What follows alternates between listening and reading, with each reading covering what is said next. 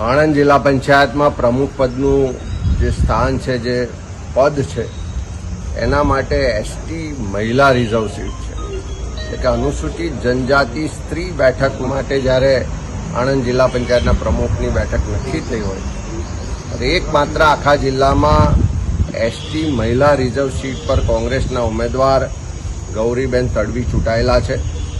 અને બધા જ પુરાવાઓ સાથે તમામ કોંગ્રેસના આગેવાનોની ઉપસ્થિતિમાં આજે આણંદ જિલ્લા પંચાયતના પ્રમુખ પદ માટે એમણે ઉમેદવારી નોંધાવી છે. જે રીતે જાણવા મળે છે એ મુજબ બીજી કોઈ આખા જિલ્લામાં એસટી રિઝર્વ સીટ નહોતી,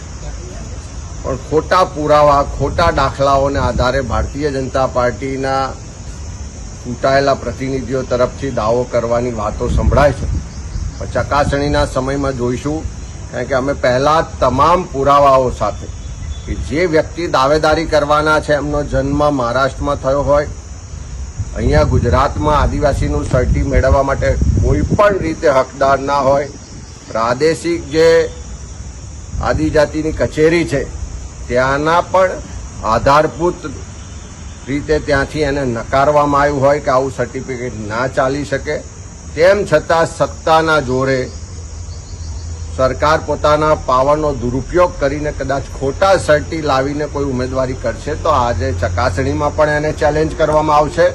આવતા દિવસોમાં નામદાર હાઈકોર્ટ, સુપ્રીમ કોર્ટ સુધી જઈને પણ કોઈ પણ વ્યક્તિ આ ખોટા એસટીનું સર્ટિફિકેટ લાવીને આણંદ જિલ્લા પંચાયતના પ્રમુખ બનવાનો પ્રયત્ન કરશે તો એને તમામ રીતે પડકારવામાં પણ આવશે ને એની લડત પણ લડવામાં આવશે.